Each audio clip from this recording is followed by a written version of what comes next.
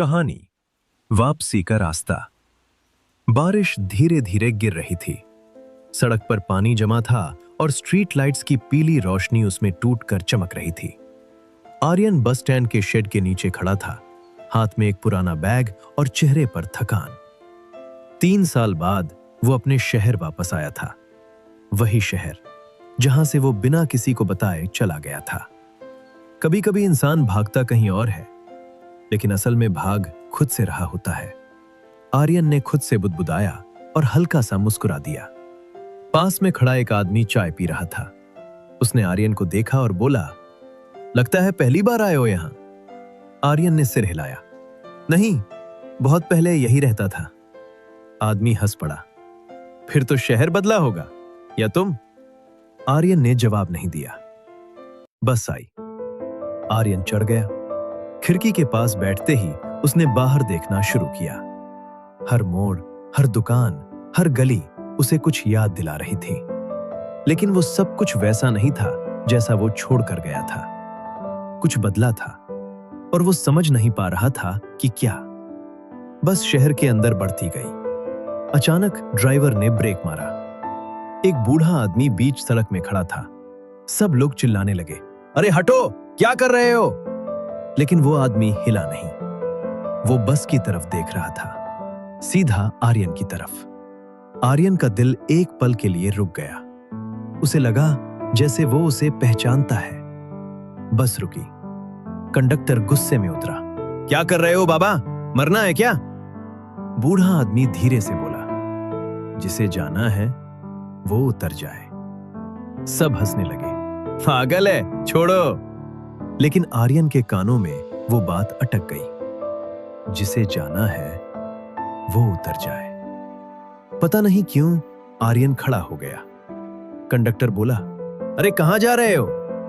आर्यन ने कहा, यहीं उतरना है। यहां? यहां कुछ नहीं है।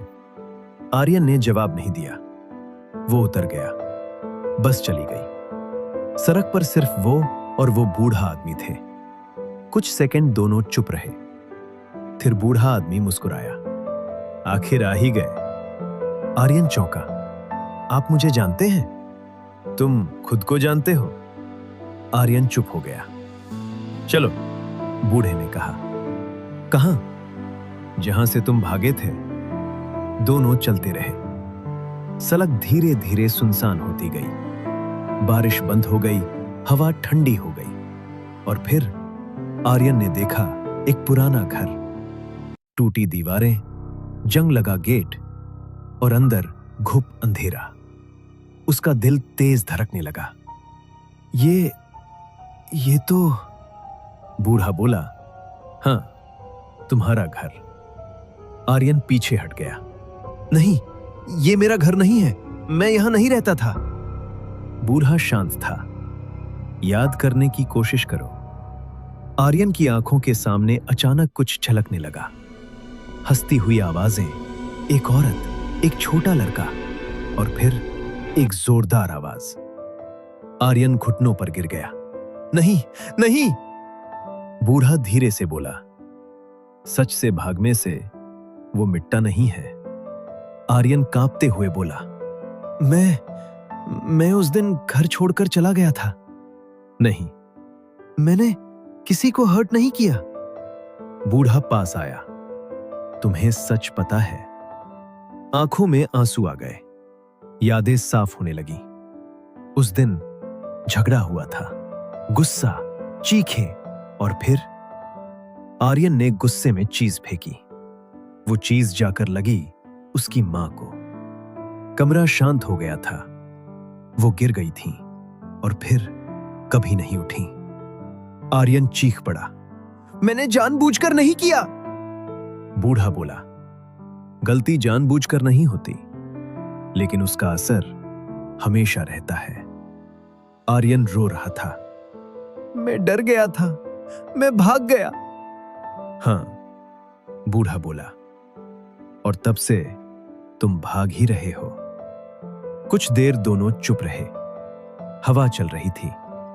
घर का दरवाजा अपने आप थोड़ा खुल गया। बूढ़ा बोला, अब 2 रास्ते हैं, आर्यन ने उसकी तरफ देखा। या तो फिर भाग जाओ या अंदर जाकर खुद को माफ कर दो। आर्यन ने घर की तरफ देखा। उसकी टांगें कांप रही थीं, लेकिन इस बार वो रुका नहीं। वो धीरे धीरे अंदर गया। हर कदम भारी था, हर चीज याद दिला रही थी। कमरे के बीच में जाकर वो रुक गया, आंखें बंद की और धीरे से बोला, मां, मुझे माफ कर दो। कुछ पल सन्नाटा रहा। फिर जैसे हवा बदल गई, हल्की सी गर्माहट आई। आर्यन ने आंखें खोली।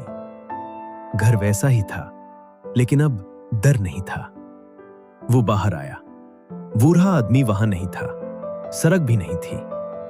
आर्यन अचानक हड़बड़ा कर उठा। वो अस्पताल के बेड पर था। मशीनें, डॉक्टर, रोशनी। डॉक्टर बोला, गुड, तुम होश में आ गए।